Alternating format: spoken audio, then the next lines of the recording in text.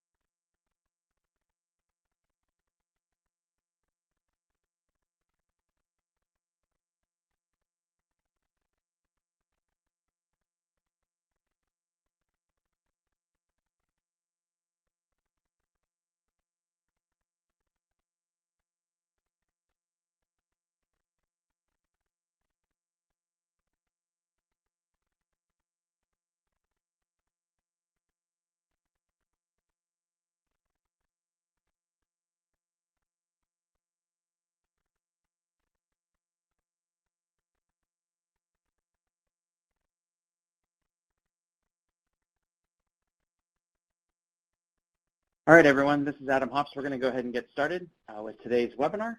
I want to thank all of you for joining us. Before I turn it over to Paul Joden of FHWA, just a few housekeeping items. As I keep saying and repeating to all of you who've been on for a little bit, everybody's lines will be muted throughout today's webinar. Please use the chat box on the right to ask questions throughout, and we'll have an extensive Q&A at the end. So please be sure, as a question or discussion point arises, to use that box to the right. Also, slides are available there for download. They're at the bottom of your screen, and at the bottom left of your screen are a few quick links. Please do subscribe to the YouTube channel to get updated as soon as this webinar is available there. All of our previous webinars, including quite a few on traffic incident management, are available on that channel, webinars from the last couple of years. Also, I know many of you joined us from the TIM community via FHWA's announcements. We do quite a bit of TIM-related services, either around webinars like this or virtual peer exchanges and other items. So please subscribe to our newsletter there on the left. Comes out every other week, and it's the best way to get access to our webinars, both as they are live and then also the recordings themselves. Again, today's webinar is on the collection, analysis, and use of data to improve traffic incident management. And without further ado, I'll turn it over to Paul Joden, who's the TIM Program Manager for FHWA, to get us started and go over the agenda. Thanks, Paul.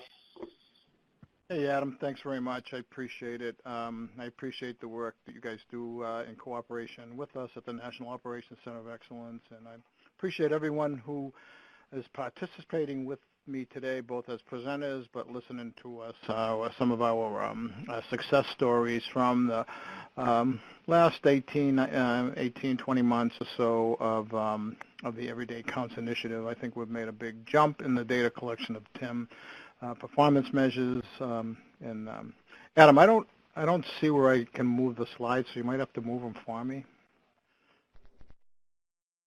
There we go. Okay. Should be good to go. We're good. Yep. Thank you very much. So, Everyday Counts. Welcome to the webinar. So today I'm gonna give you an overview from the program level, things we've seen. One of my favorite people in the whole country is the people of Puerto Rico, and Jose Cruz he's a transportation system management and operations manager, have done some great things under some very difficult situations, which you guys are aware of. my good friend Sean Kenny from Florida is going to talk to us about their advancements in data collection and some very impressive work that Pennsylvania Turnpike has done with John Parker and David Ward. So with that, we'll get started. I won't explain everything to everybody, but I think that's all you really need to know. So just to kind of go back, we've made a lot of advancements over the years with traffic incident management. The self-assessment scores have all gone up. We've trained 360,000 people that we know of, probably more than that, but that's just what we know of. There's dozens of TIM committees throughout the nation. So the next step is we need to use the data to get better. We can get better. There's still a lot of room for improvement in spite of the advancements we've made.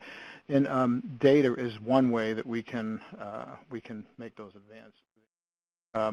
We can, understanding our performance is critical. We can, with the data, you can identify improvements, and you can estimate program or improvement benefits. So, as we go forward, we get the question. I get the question in here a few times. My boss's boss, who's very much a big proponent, keeps saying to me, "So what? So what? You're doing all these nice things." So he does it just to get me going, I think, but I'm pretty sure he does. But still, having the data available, number of secondary crashes, average clearance time, improvements in clearance times, that is really what the bosses are looking for, is that type of information. We can demonstrate the program effectiveness. We can justify funding. As we move forward, you have to justify the funding more and more, and you have to justify it with data. And then the reporting requirements, both that are going to be required, but at the federal and state level. So for those of you that don't know what Everyday Counts is, this initiative was to advance the data collection and uses of TIM data collection. But EDC in general is every 2 years, Federal Highway identifies a couple of programs, 10 or 12 programs that, are innovative in thinking would provide an opportunity to, improve, improve safety and mitigate traffic crashes. So, 11 out of 11 innovations, this one was chosen. 36 states decided to sign up and try to advance their TIM data collection. So that's sort of a little background. So we'll give you a little history of our journey over the last few years. So this is where we expect people to be with their use of TIM data collection. These are the stages of the developments and for EDC. Basically, the darker the color, the more advanced you are with states. And these are the state's assessment, not necessarily mine. So just looking at those, some states are more advanced than they give themselves credit for, and then others are giving themselves too much credit. So, but that's typical. That's typical with the annual TIM self-assessment. But the message is, and you can see states like Georgia, Minnesota, Wisconsin, Washington State have already been collecting TIM data, so they're playing. So we're going to have around 40 states that are collecting TIM data at a much higher level, much more advanced level than they were previously. Before we only had a handful of states. So we advise the collection of data at 3 levels, four different levels: roadway clearance time, incident clearance time, and secondary crashes. Those are the 3 standards we've been pushing for years, and we've recently just added responder struck by incidents, and those can be collected through the crash reports that we won't go into right now. But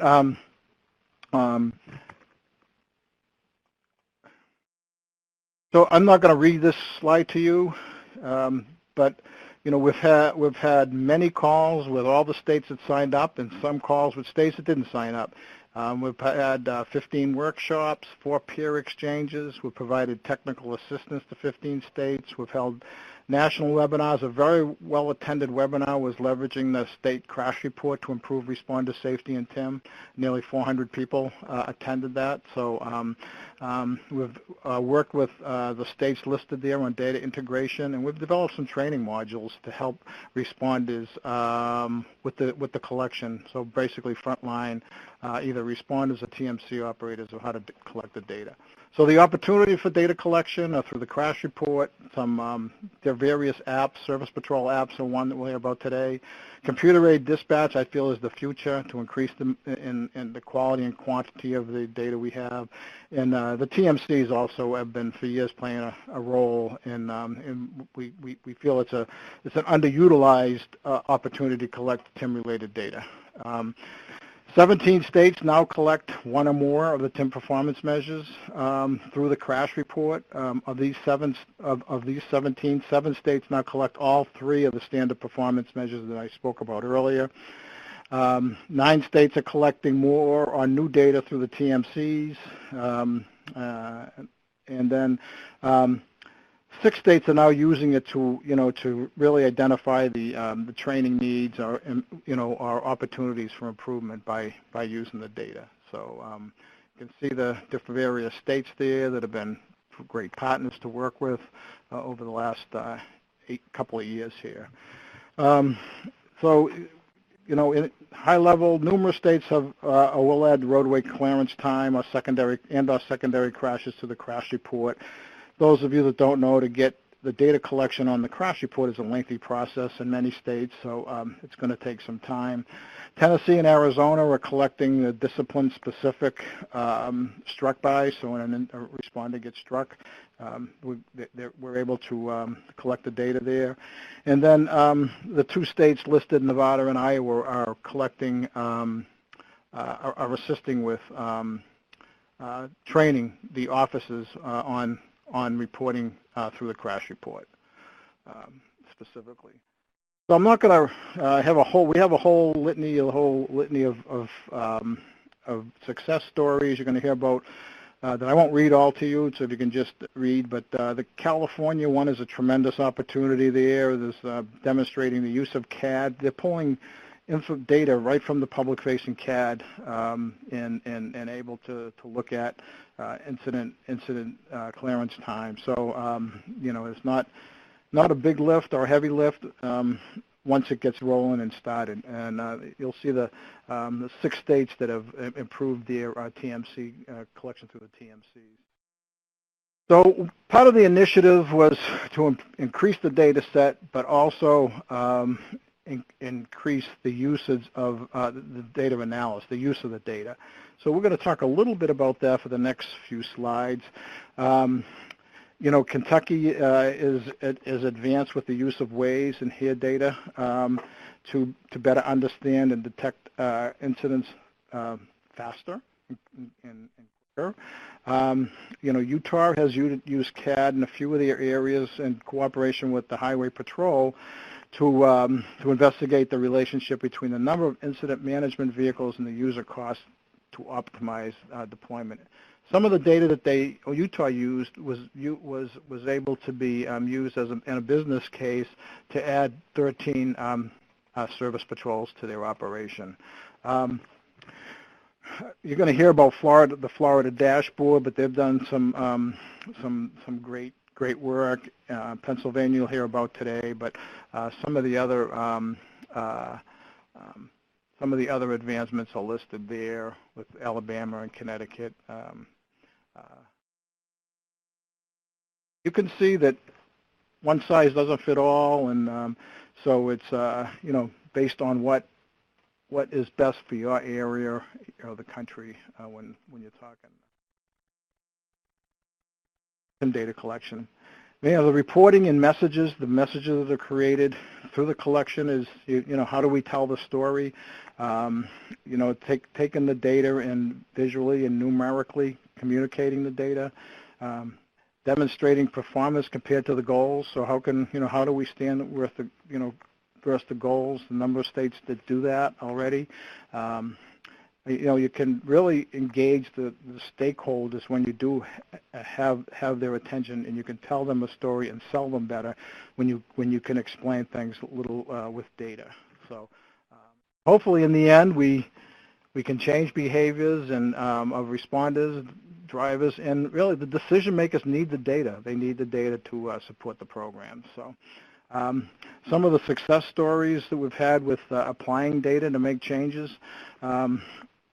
So Tennessee, for those of you that don't know, was the first live TIM training facility in the country, and they use the data to augment the content for their live training facility. Arizona DPS is identified that clearing calls and notifying wreckers, basically equaled the number of FTEs. So they've been able to, to basically do more with less when it comes to FTEs because of their improved data. Moving back and moving forward, we're going to, we've really, over the last 2 years, the states have increased the quality and the quantity of the TIM data. They've improved reporting and use of data as a large part. Many states have done this, not everybody, but many states. This doesn't end in 2018. We expect to continue working with states, but some states are already planning to explore access to other sources of data. What are the other opportunities? Crowdsourcing, CAD, and what else is out there? That we know that the technologies might allow for, some facilitation of the TIM data. But most do plan to apply the TIM data to continue to improve and expand the TIM operations, which is, in the end, that's. And then some are focused on using the data, institutionalizing the collection of data with and among their partners. So this is my contact information. I'm sorry if I went a little fast. We just want to stay on schedule. And I'm going to turn it over to Jose Cruz, and he's going to talk a little bit about a cool thing they did there in Puerto Rico under some difficult. Okay, take it over. Well, thank you, Paul. Good afternoon. I'm Jose Cruz from the Puerto Rico Highway and Transportation Authority, and I would like to thank you all for being here with us today, as well as Paul, Grady, and all the EDC4 TIM Data Collection team for their support. I would like to talk to you about our data collection activities associated with our Highway Safety Patrol program, which is called Seguro for its Spanish acronym. I will start by providing an overview of Seguro, which started operation in April 2017 with 11 vehicles providing service for 45 miles of highway in the San Juan metropolitan area. In June of this year, the Seguro program expanded, adding 3 additional vehicles and 12 extra miles, giving us a total of 14 vehicles and 57 miles. 13 vehicles are pickup type, and 1 vehicle is categorized as a severe incident response unit. All vehicles are gasoline and propane gas powered, allowing us flexibility in terms of type of fuel used. Our program currently operates on a Monday through Friday from 5 a.m. to 9 p.m. schedule. We provide services such as tire change, safety to motorists during other type of breakdown, and support other responders while on crash response activities. The vehicles are equipped with multiple tools such as air compressors, flashing arrow or DMS, GPS vehicle tracking, forward and backward facing CCTV with live streaming capability, mobile phone, and tablet for TIM data collection. Here we have a map of the Seguro area of coverage and the implementation stages of the program. As I mentioned previously, we are covering the major freeways and expressway within the San Juan metropolitan area, except for Pier 22, which is a westward freeway under the concession to a private operator. After 5 months of the Seguro operation, we were hit by 2 major hurricanes within a period of 2 weeks, one of which was a direct hit through the middle of the island. Before these hurricanes, our ITS infrastructure supported our highway safety patrol as in other states. More specifically, our TMC personnel had access to these ITS devices to help with the detection, verification, and performance measurement of traffic incidents. The hurricanes rendered most of our ITS infrastructure inoperable, mainly due to our reliance on wireless communication systems.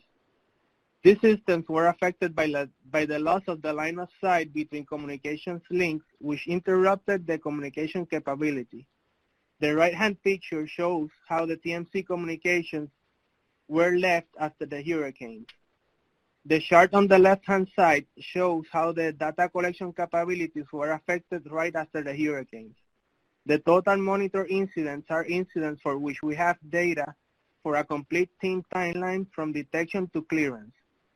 During the first couple of weeks after the hurricanes, we were not able to capture complete incident data due to the limited cellular signal which affected the communications between the TMC and the safety patrols. This can be appreciated in the dip at the September, October, and certain recuperation at November and December. In this slide, I want to talk to you about how the Seguro program helped us after a hurricane. Immediately after, the priority of the safety patrols was to clear the roadway of debris to allow for the passage of vehicles. The photos show some of the activities performed in the hour after. Taking into consideration the possible impact of this type of atmospheric event, the vehicles were pre-staged at a safe location and equipped with chainsaws to aid in the road clearance.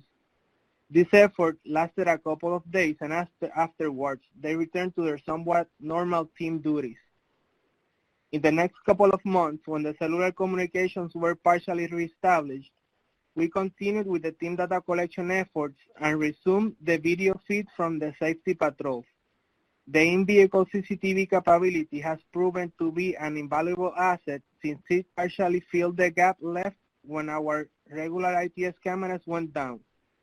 The in-vehicle camera is a relatively fast and economic way of reestablishing some of the capability lost during an event of this type, and help the TMC operators with the data collection by providing live images of the incident scenes. The only drawback is the need for a strong and reliable cell signal, which can also be affected during this type of events.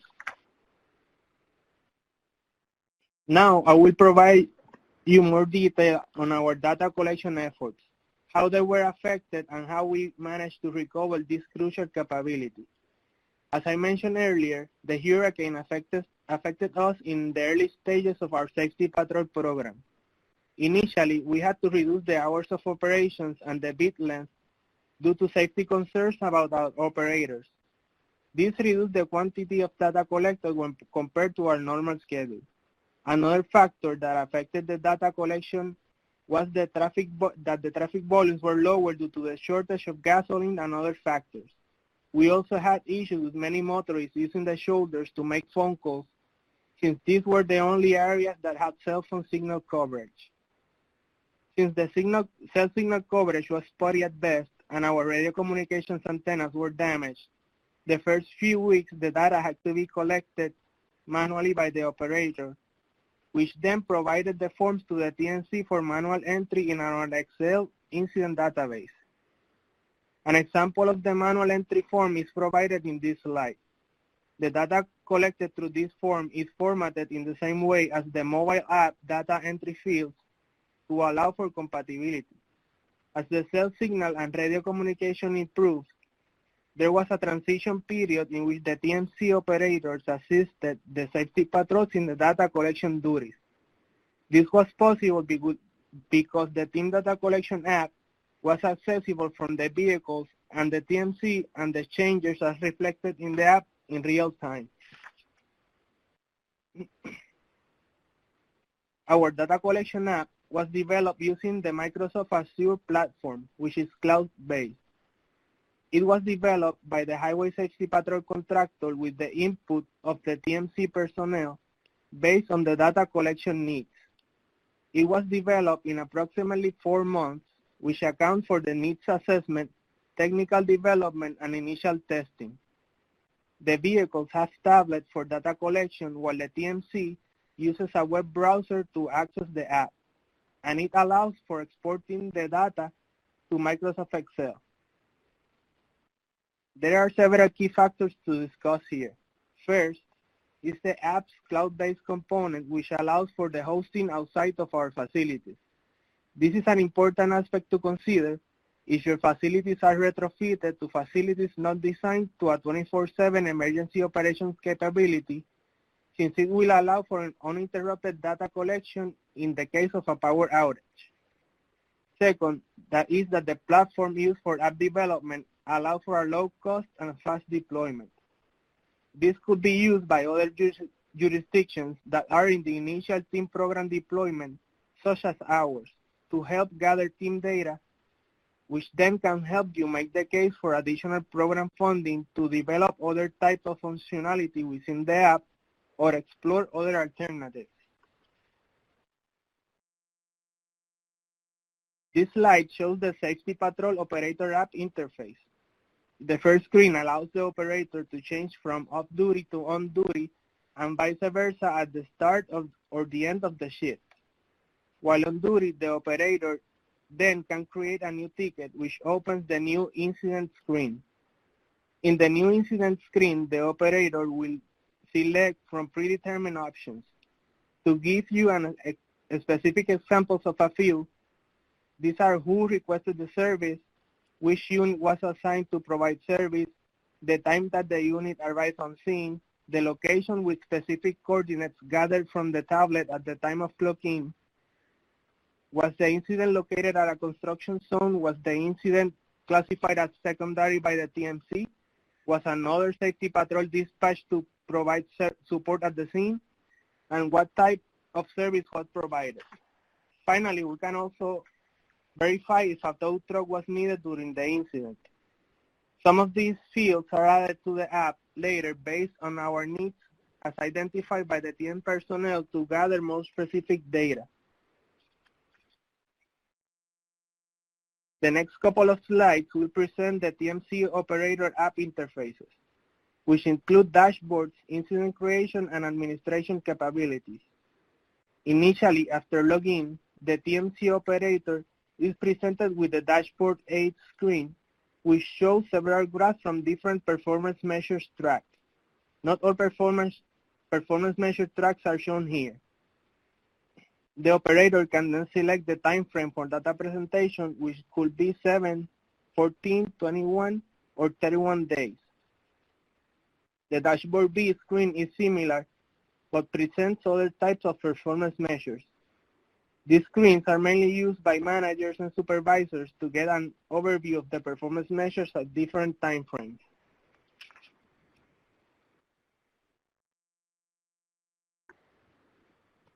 At the left side of the initial screen, the operator can select the incident screen, which will take them to the screen shown below on this slide. This screen shows the incident queue, which provides an overview of the most recent incidents assigned or completed. It also allows the TMC operator to create a new incident. At the incident screen, the TMC operator can enter the required incident details. This screen is the same as the one that the safety patrol operators have access to. Enter the incident details. Any changes performed by either the TMC or the safety patrol are reflected in real time in the app.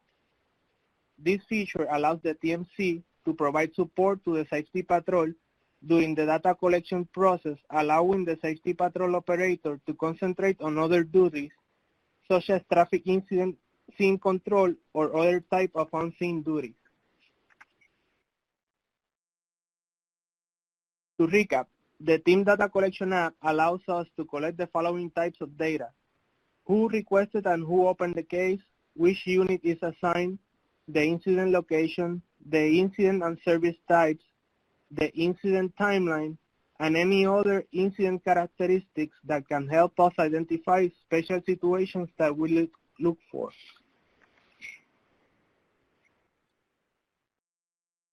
This slide presents the app's configuration interface. This interface allows the TMC to make certain changes to add fields for data collection. For example, we can add or remove the incident types, that can be selected by the operators when creating a new record. This feature allows to make changes to the app based on our needs, and they are identified by the field or the TMC staff at a low cost, since we don't need to call developers to make those simple changes.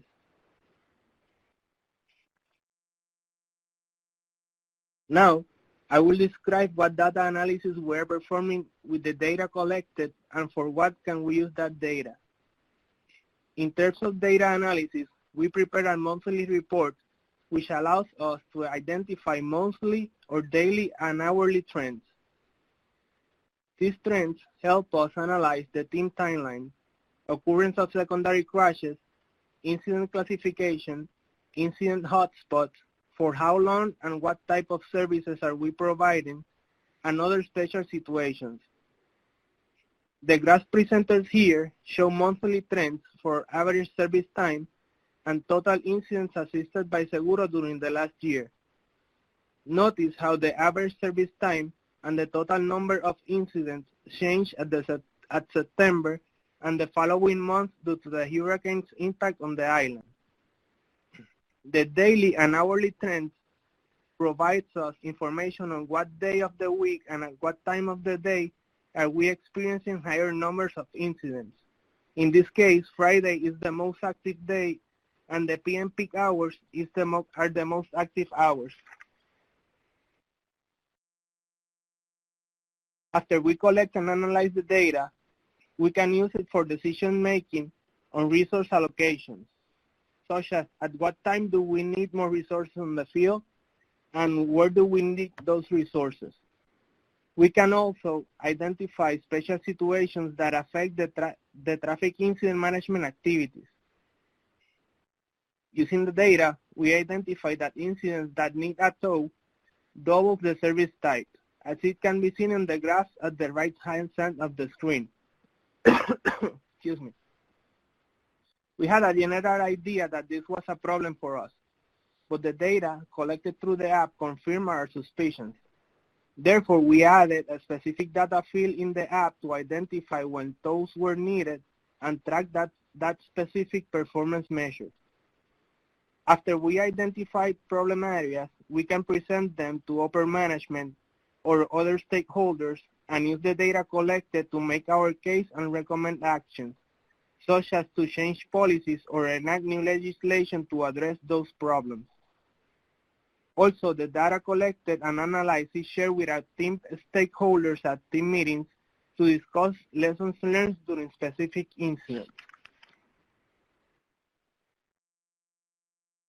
That is all I have for now. If you have any questions or suggestions, please feel free to share them in the question pod or contact me through phone or email at the contact information provided here. I hope you find this information helpful and aid to you to promote TIM data collection in your state. Thank you and enjoy the rest of the webinar. Now, I will leave you with Sean Kinney from the Florida DOT. Thanks, Josue. This is Sean Kinney, Florida Department of Transportation, Traffic Incident Manager.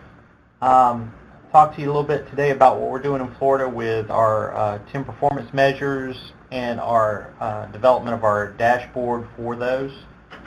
I've been in Department of Transportation roughly 10 years. First 7 were in emergency management. My last 3 to 4 years have been here in traffic incident management. And one of the things I noticed is that traffic incident management has a lot of data that from my perspective, is very exhaustive, but it tells a story. And one of the things that I've learned being in traffic incident management is the better you tell your story, the better the solution is, and the better the support you have from your leadership and your support agencies. So I wanted to thank Paul Joden and Grady and the EDC4 team for allowing me to share our story with what we're doing with our data. So we'll get right into it. As you can see, Florida has tons of TIM data. And we've been in the business for quite some time. Our operations and incident tracking software, SunGuide, is an advanced ATMS software. It captures all 3 TIM performance measures. Coincidentally, it just happened to be the EDC4 requirements for the program. So in 2011, the Florida Highway Patrol was one of the first agencies in the country to collect all 3 TIM performance measures on a statewide basis. And for almost a decade, all the calls that come into the FHP dispatch are automatically and electronically sent to the DOT TMC staff, or Transportation Management Center staff, based on the location of the incidents. The CAD integration allows FHP calls to import directly into SunGuide after the alert is approved by the TMC operator, and between these sources, we've accumulated millions of records that include all 3 of the TIM performance measures, and they're just there, waiting to be analyzed. The reason why we have so many, aside from what I've already mentioned, is we have strategically placed transportation management centers around the state. These TMCs act as collection points for the areas of responsibility that they cover. So we have 11 TMCs and 2 satellite locations covering the Florida freeways. 5 of the 7 FHP dispatch centers are co-located with the TMCs, further leveraging the agency relations and cooperations that the TMCs are responsible for the dispatch of service patrols on more than 100 beats. They monitor more than 3,000 cameras and messaging on nearly 1,200 dynamic message signs. All of these activities are documented and facilitated by SunGuide. Here's a map of our locations. So what happens with the data, the secret is the level of detail of which the system and the operators and the team tracks. As you can see from this screen, we cover a lot of thresholds or benchmarks throughout the process of an incident, which allows us to go back and review and compare several incidents as an apples-to-apples comparison for the same increments. So at the top of the slide are just some of the timestamps, coincidentally, that match the incident timeline as established by the SHARP-2 program and Traffic Incident Management. Below the timeline are the calculations that make up those metrics that we track within SunGuide and the TIM performance reports that we are producing and printing each month. As you can see on this next slide for our performance measure report, there's a lot of things going on in the slide, but one of the things you'll notice is in that first column under events indicated in the performance measures, there's a list. We have the 12-month average, the current month, and the previous month. This allows us to show trends. It allows us to compare improved or degraded performance measures throughout that time frame. The challenge with this particular method of reporting is that the people or the organizations preparing the report, the TMC, the TIM program manager, this is all based on what they perceive the reader wanting or needing to know, which in and of itself is not a bad thing, but if I'm someone trying to do some strategic planning and I have many questions about the data as a whole, it would be much better if I could manipulate and ask the specific questions that I need to know for my plan. So that got us into the whole, well, if you could ask for customizations, what would you ask for? So we thought about a dashboard. One of the things in a previous life, I was in the military for about 18 and a half years, and one of the places that I worked was in an operations center. And the goal for the operations center was to display as much information about the environment and the situational awareness of the unit for the commander when they walked in. We believe that we should have charts and display of information, so 85 to 90% of their questions would be answered by them simply walking in the room and looking around. So while DOT doesn't have a command center that's staffed 24/7, and we don't have a team of people in a single room doing this for the secretary, what we do have is the ability to create a dashboard using the data that we do have at hand. So the elements of the dashboard that we're looking at, I'll advance my slide here, are dials and gauges. It's simplistic. It gives an accurate depiction of the information, and it's easily comparable to other sets of information, as you'll see in the upcoming slides. We use bar and line graphs to depict trends within the data, and we have the ability to do the pie charts and all that, but this is just to give you an idea of some of the ways we can present the information on the dashboard. One of the other things that we did with the key elements is to provide the user the ability to select criteria and kind of customize their search or their query. And one of the things that I think sets what we're doing apart from other similar types of presenting information is this is a public-facing portal.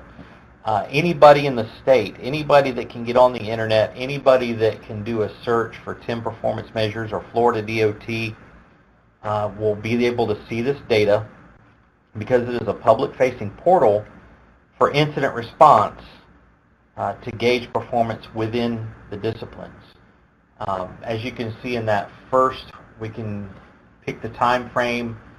The middle column is the expanse. All of the numbers that will be displayed to the public will be a statewide average.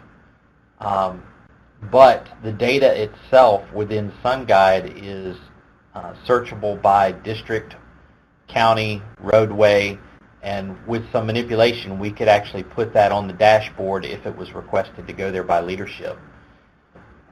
We can also filter out the types.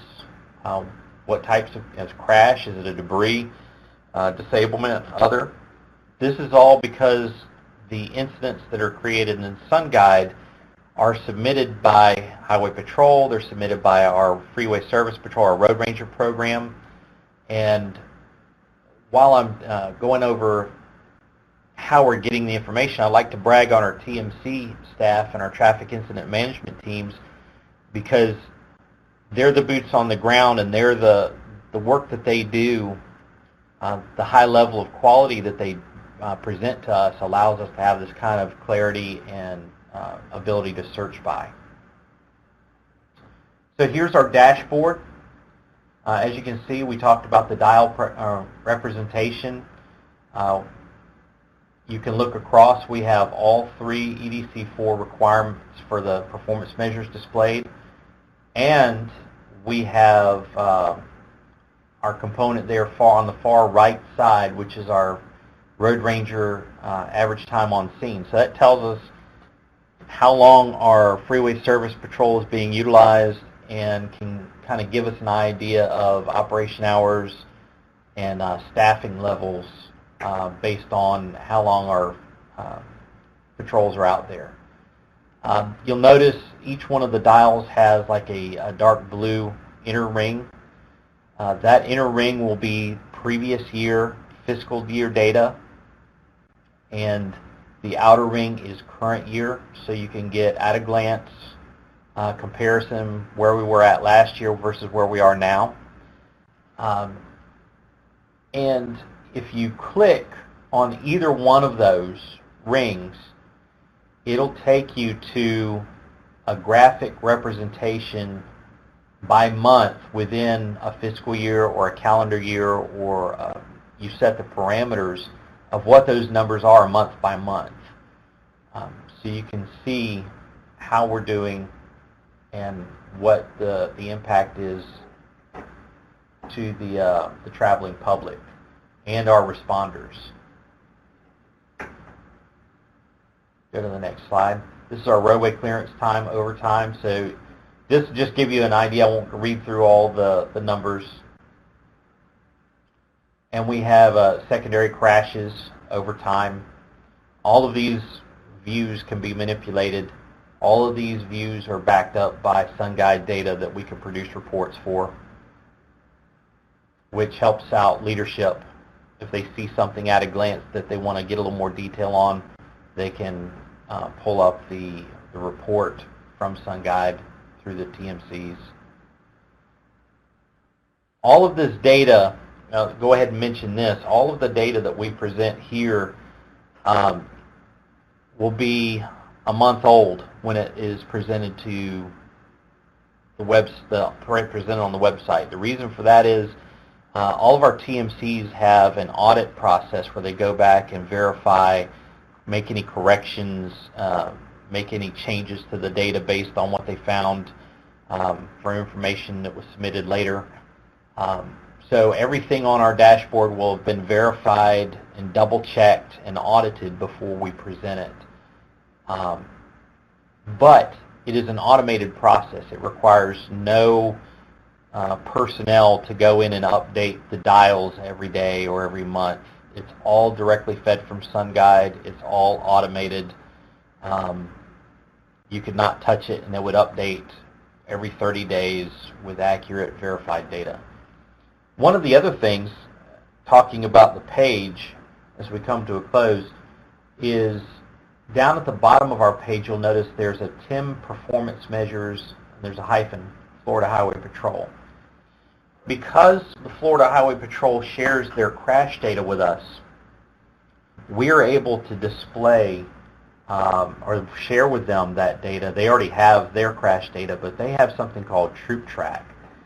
And this was kind of an inspired site, because when we started talking about the dashboard and what we could do with it with TIM in general, FHP saw the value in presenting data this way, and they created Troop Track. Actually, the Colonel Spaulding, wanted to use it. He saw the 3 TIM performance measures, and they include that data in their quarterly performance reports with their troop commanders as a way of gauging their success on the roadway. So we will be able to report not only our data from the TMCs, but the FHP-specific crash data, because we know all FHP crashes on covered roadways will be in SunGuide, but not all SunGuide incidents are crashes. So we have a pretty wide span when we talk about our information. That's it, pretty much in a nutshell. If you have any questions or have any concerns or are curious about the information presented, here's my contact information.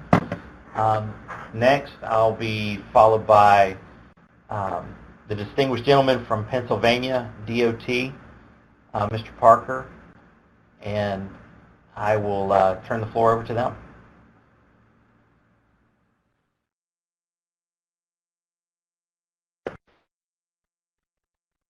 Okay, good afternoon, everyone. I'm John Parker with the PA Turnpike Commission. I'm a traffic operations manager.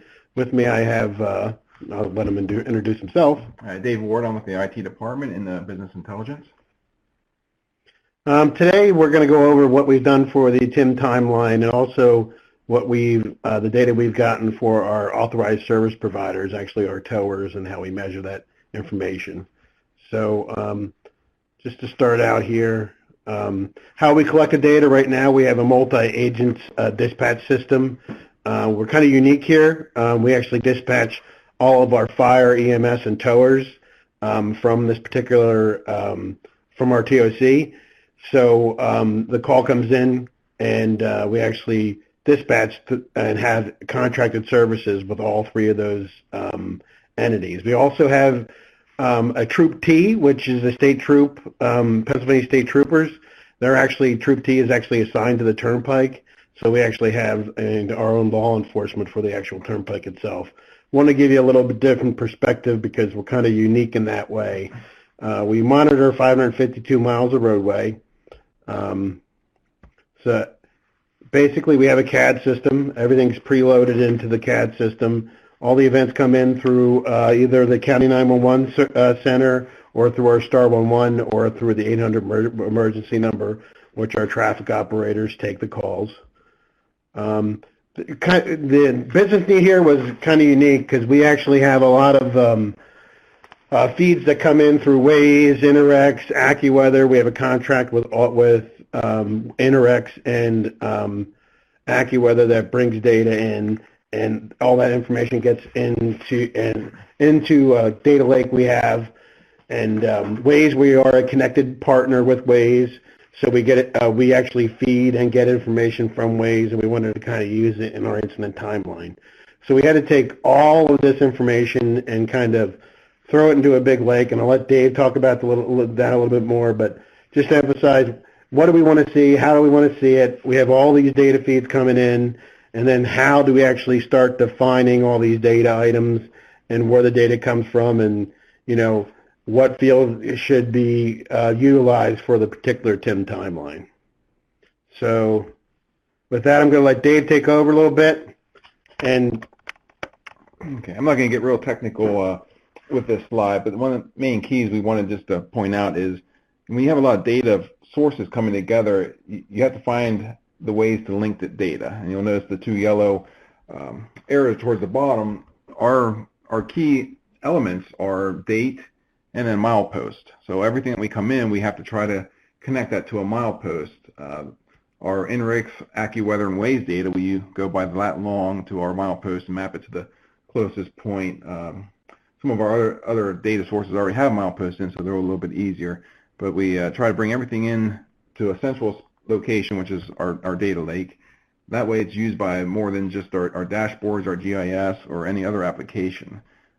So everything's together, everything is in the same format, and everything, when it's reported on, it's all reported in the same fashion. so this is, and I highly doubt you can read this, but we came up with our TIM timeline definitions based on the data that we were getting in. Incident timelines, first responder, assessment times, what the roadway clearance times are. We tried to keep it as close as possible as we could to some of the TIM definitions that FHWA and everyday accounts has come up with. We did use some out-of-the-box stuff because we do have Waze and Interx that we wanted to integrate in. But if anybody wants a copy of the definitions here, I can send them to you. But we just needed to come up with some definitions for the actual timeline itself in order to do the dashboard. So we're using Quick here. It's a dashboard. It kind of integrates a lot of the data that we have. It's really easy to build. It's really easy to train people on. It's really a pretty good user interface, and it's kind of simple, and it kind of helped us out that way. It actually gave us kind of a whole picture thing of what all the data looks like and what it looks like together, and you'll see that in the screenshots coming up. The drill down feature was huge to us because, like Dave was saying, with the data, we have data, we have to link it all together. How do we link it all together? How do we drill it down? What information can we use? And it's kind of nice because I can take different data items from different data sets and filter them all in one kind of quick dashboard. So the data lake and Quick gave us that kind of ability to kind of move forward with. I'll just want to demo the authorized service providers, our towers, and the TIM timeline. I actually had a live demo here, but I'm going to give you screenshots because the live demo wasn't working too well. So if you have any questions, here are our contact information. I guess the contact information will be out there too. But Dave and I are available if you guys have any questions for it. But I'm going to go straight to the screenshots, give you guys an idea of what our incident timeline looks like. Our incident timeline is pretty simple. We have current and previous fiscal years, that we look forward, that we look at when the incident was detected. As you can see, there's indirects, there's ways, and a negative ways means the actual ways incident came in 3 minutes before we actually got a call. Device activated kind of means, when we did the device, when the first response time happens, kind of getting all that TIM feel in an actual, hey, how we did the previous fiscal year versus how we're doing this fiscal year based on the TIM timeline. To go over the filters, I just want to go over these as quick as I possibly can. You can filter by date, you can filter by number of accidents, by type, by weather, by whether it's a fatality. Nice part about the fatality thing. That fatality thing comes from the state police tracks database, not from our CAD system. Entrapment, same thing, comes from the state police database and not ours. So again, we're trying to get all this stuff together, trying to filter it as any way we can. You can filter by location, just different stuff like that. So anything you filter by, it actually builds its own kind of timeline for. So if I wanted accidents with fire, if I wanted accidents with injuries, if all of this stuff would actually, the average timeline and analysis would come together really quick on this dashboard. So the timeline gives us the ways, time, first response, roadway clearance, incident, and then indirects we use for speed back to normal, and that's a 60%. Whether the speed comes back at 60%, and whether it comes back to normal. Just to go over all of the data we have, again, all this data comes from all of the different systems. We have county, municipality, roadway clearance time, and you can sit and sort this, and you can export it to Excel, and people can use it, right away with whatever they're filtering. So again, it's exported to Excel. You can actually look at the CAD link and data, and I'll show you that. There's a URL, there is a deep link there where the CAD's number was. This is what our CAD looks like. It's kind of a user-friendly URL that somebody can look down deep into the actual incident itself without, and that, again, you're going into the dashboard, you're clicking on it, you're getting the information, and you can actually go out to different systems and look at more details if you want. So this is just another roadway clearance time we added together, average time, and then we did by type and subtype. We actually have traffic back to normal and what the average of traffic back to normal is versus the type and subtype. The incident duration by fiscal year and how we're doing per fiscal year by certain types and times. Again, this is incident duration by count, what kind of accidents we have, how many accidents we have, and what the average times are for the roadway clearance time, incident time, and traffic back to normal. So it gives us kind of a gauge there. This is the authorized service providers. This is kind of something different. We have contracts with a lot of our towers. So we need to look at when they arrive, when they acknowledge, when they depart. You can actually go through, any of those times. There is filters. The filters are by what tower, what district, what type of accident. Actually, the operators are in here too. And again, the filters, you can go hour, day, week, incident type, subtype, vehicle type. Nice thing about that is you can come in here and say, well, we knew these were commercial vehicles. How long are we taking to tow commercial vehicles?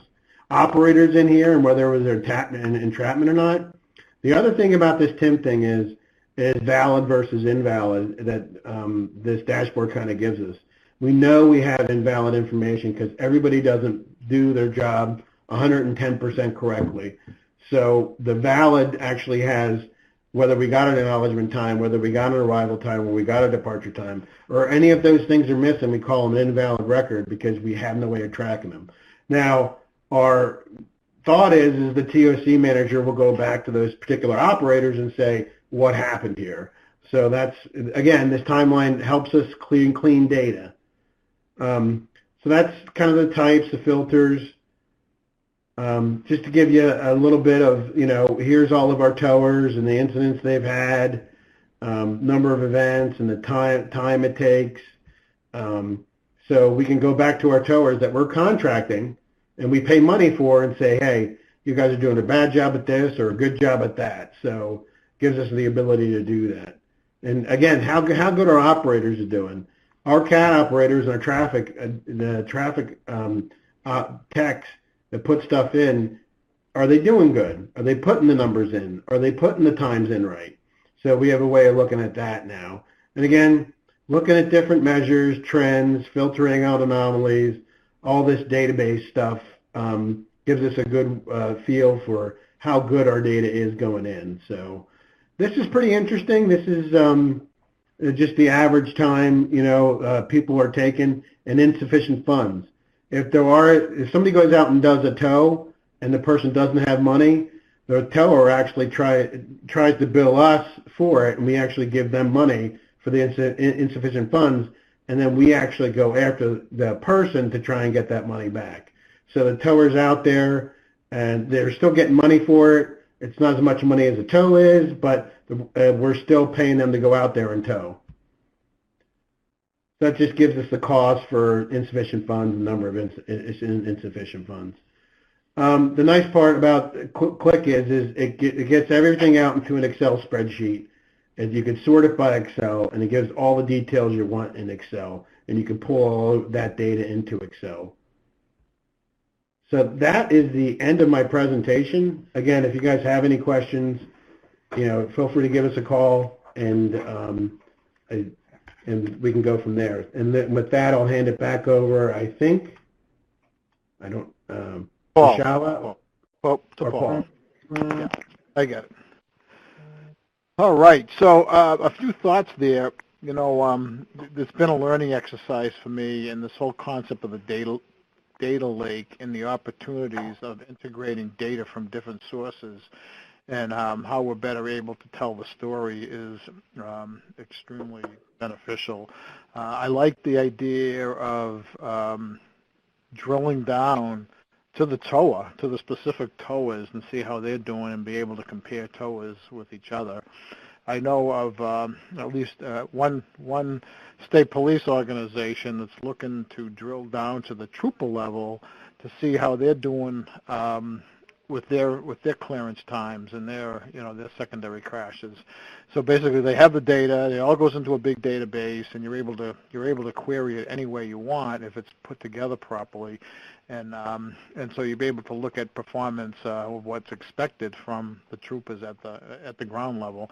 That's a little scary to me, but this is what this state police organization that will remain nameless for now is looking to do, and they're heading in that direction. So again, the more we can use the data, the more that people know they're being measured. I think as tremendous opportunities moving forward. As far as there was some questions on the video collection. I've heard that the video, the video identification of incidents through video. I've heard that for years. I've only heard one or two success stories. I think that's a big challenge, but I'm certainly not the expert on that. I don't know that any of the other speakers are, but I will ask if any of the speakers here are familiar with that. I have video analytics here at the PA Turnpike as a pilot project right now. Just doing various different things, wrong way detection, movement, that actually just puts out a thing if there is somebody walking on the side of the interstate. It's kind of interesting. But we're looking at some of that stuff here. I can get the project manager information if somebody needs to know. We have about, I think, 10 cameras that are doing it now. We do have tunnels, so we do want to know about wrong way. And that and whatever comes up there. So a lot of information we need to know, and video analytics sends a message to us if something's happening for that. So if people want to know more information, just let me know, and I can forward you along to Greg Yetter, who is head of that project. Okay, excellent. Thanks, Dave. So, for my money, I'll take this opportunity for a shameless plug on a new Everyday Counts initiative, Everyday Counts 5, which will be crowdsourcing for operations. And we're hearing from different people that we've been connecting with that early notification of incidents is possible and actually happening in states in a number of locations that much faster than actually the 911 or the PSAP centers are getting the data. So and you don't need a camera. You don't need to have to buy a camera or specific software. So keep an eye out for that, because I think there's some game-changing opportunities with crowdsourcing, in particular for early notification of incidents, which will affect the whole timeline. We also had a question from Wayne Chen. Is there anyone tracking overall traffic conditions, queue lengths, travel times, duration of congestions for incidents, as well as compared to a baseline? I don't know if anyone wants to take a shot at that, as well as peak, off-peak period, historical data. I don't know if anyone wants to take a shot at that. Paul, this is Sean. I'll take a first swipe at it. The answer is yes. Not as part of this dashboard, but all of our Sun Guide data. You have the crash data from FHP has all of those elements in it. What the conditions were. I know was it University of Florida, if Grady's on here, they have their software that they've developed that you can do searches by conditions, daylight hours, type of vehicle, anything you want as part of that.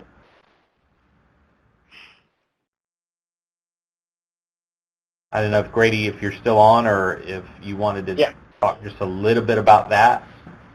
Sure. No, I think you're right, and this is what we encounter a lot of times, Sean, in the academic environment, and on a desktop basis, you're able to do a lot more sophisticated things than what the average TIM stakeholder might have available to them. So it's a very good point. So this is John Parker from the Turnpike. We actually use Redis sometimes, especially if we have an accident on the backup and congestion and what the queue length may have been. We have a contract with Interex. They have a dangerous slowdown feed that we wanted to try and do, but it's going to cost some money. But it actually takes the head and tail of the incident and gives you a calculation of what the actual queue length may be. So we wanted to look into it. It's going to cost us a little bit of money. We don't know what we want to do there. We do have a partnership with Esri that we want to try and do something like that with, but the dangerous slowdowns, last time we talked to Interex, it was about $100,000 for us to get that feed. So just those are a couple of things we were looking at. We don't really want to spend the money right now for it, but that's what we basically look at for the travel times, congestion, and queue length. So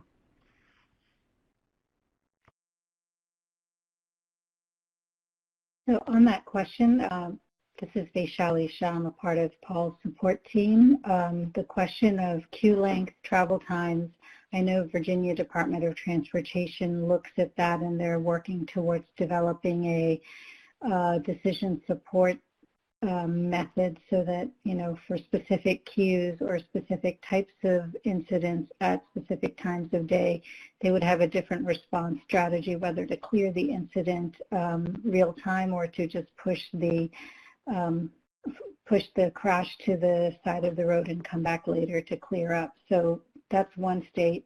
Maryland does the analysis that estimates queue lengths and travel impacts, travel time impacts, durations of congestion, and they do an annual performance report based on their operations. So those are two other agencies that use that type of information.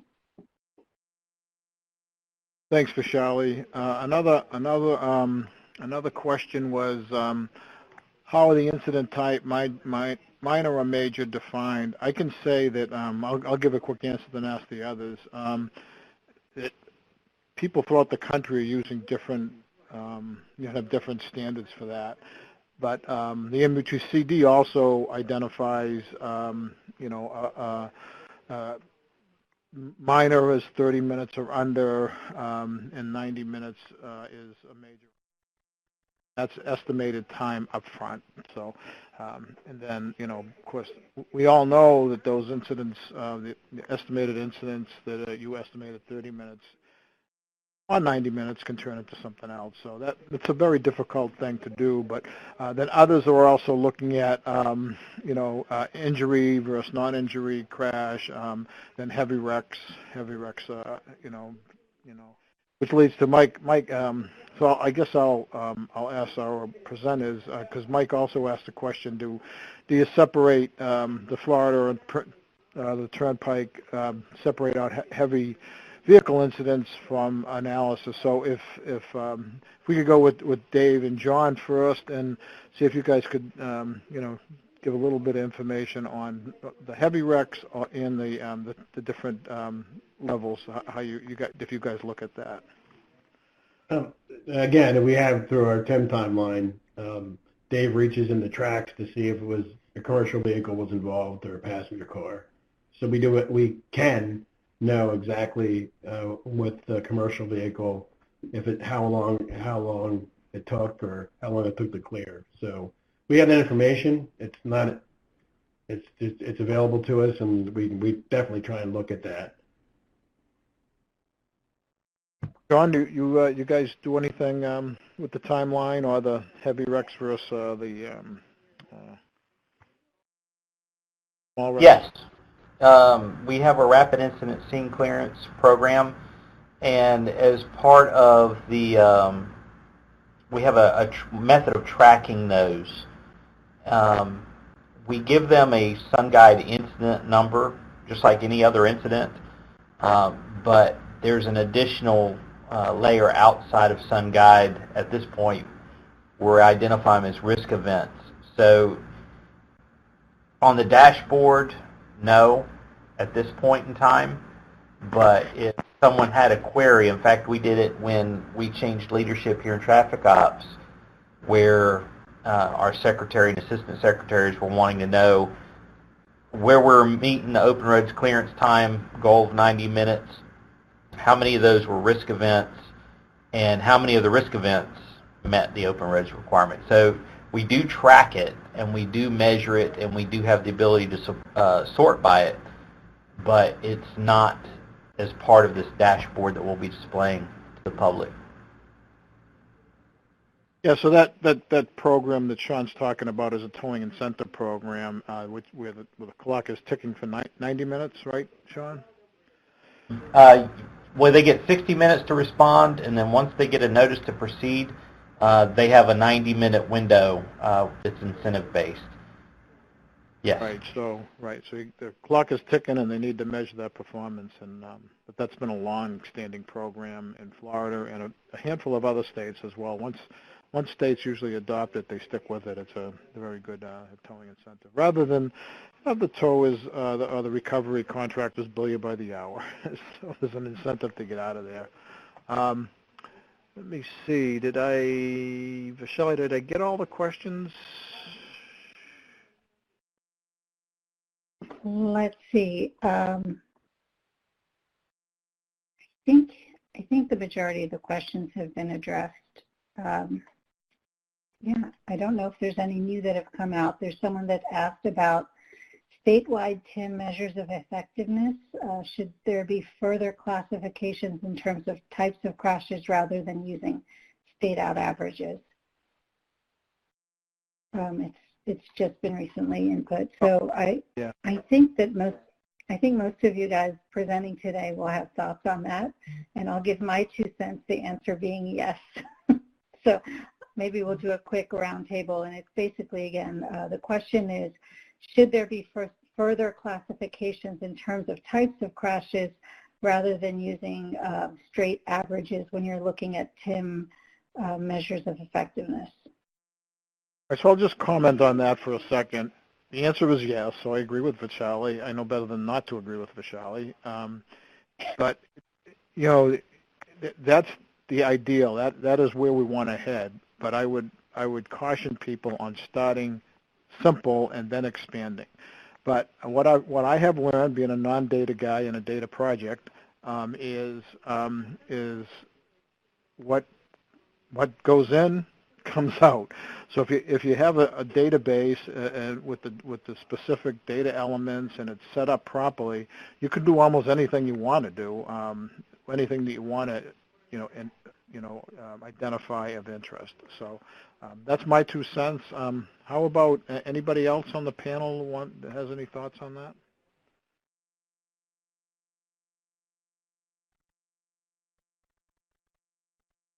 Okay, no. So I can offer some examples. For example, recently in the Tennessee Highway Patrol, I believe that they've increased the number of data elements associated with secondary crashes from somewhere in the order of 7 to 15, and please don't quote me on those numbers because I may be off here or there. But the purpose for doing that is because they wanted greater clarity in why certain incidents that are secondary crashes were taking longer versus not as much time, and whether secondary crashes of a certain type were more frequent versus another type. I know the state of Maryland captures the TIM measures and looks at them from a facility-based perspective, the number of lane closures-based perspective, as well as the response perspective. And VDOT, Virginia DOT, also does measurement at the statewide level, and they actually do, I believe it's a weekly and monthly performance assessment on more detailed elements of crashes.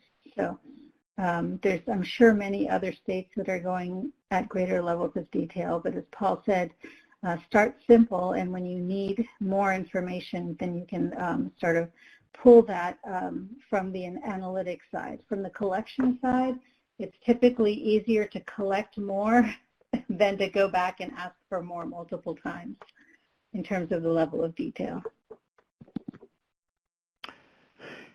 Yeah, and I think we've seen various approaches and various levels of sophistication and data analytics when it comes to the TIM. You have it, as simple as using an app to collect data, which would be highly recommended by those of you that are out there in areas where that makes the most sense. Fairly straightforward. And then you have the data lake, and then you have what Sean has in Florida with different data sources coming in through the Sun Guide system and the state patrol and the different sources. Definitely, what I've seen is pretty much magic to me on what can be done and how things can be analyzed and used. Once you have sophisticated data. Well said. Any other questions?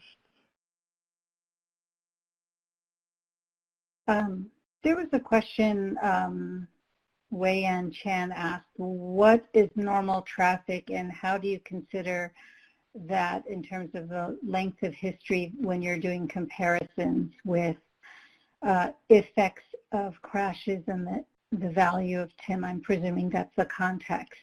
And I didn't know if our friends from Florida or Penn Turnpike or Puerto Rico might be able to give some thoughts on what they use as the basis of identifying the baseline for comparatives.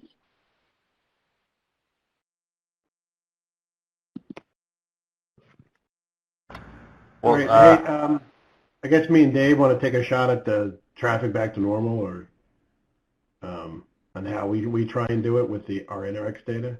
I'll let Dave chime in. So we do take into consideration the time of the day, and so we actually we use the average as our comparison, as our baseline to say if it's within 60% of the average. So some of that we rely on INRIX because they're the ones that provide the historical average for that time period. So I can't tell you the exact algorithm that they use, but it does take into account, if it's a Sunday at 3 a.m. versus Friday at 4 p.m.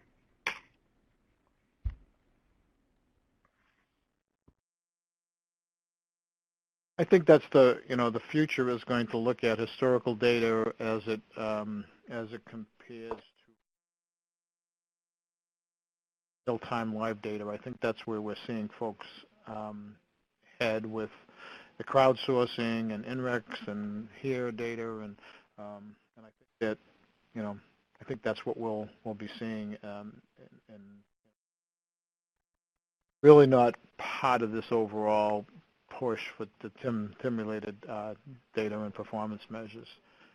New question from Ruben. Any experience with reliability, usage of Waze data to automatically create incidents? The response. I don't know if we should get into specifics now. I'd rather not, I think. But there has been some locations that are using finding a way to figure out how reliable it is. There's been a few pilots going on. 6 thumbs up from Waze before they really give it credibility enough. Don't use that as I'm not saying that. I'm using that as an example. So, but there is opportunities, and we actually had one of my consultants, database expert, look at it. There is some opportunities to try to figure out what is the reliability factor. And some states have already identified that. I just don't think we have.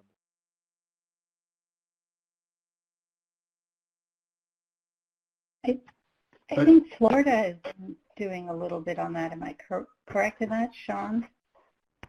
All right. Without getting too far out of my subject matter expertise, that's what I was thinking. I would say I've talked to some folks in our ITS and our SunGuide user world about Waze and reliability. And one of the things that I recall from those conversations is that, we get a feed from Waze of reports or incidents from the users, and there's a verification process that is conducted at the TMC level before they're just given an unrestricted, unfettered inclusion as an incident. So it's not like, well, hey, we got 1,500 things from Waze and they're all now incidents in our system, and you chase that rabbit as far as you want to. No, they verify them before they let them through the gate as an official incident in SunGuide.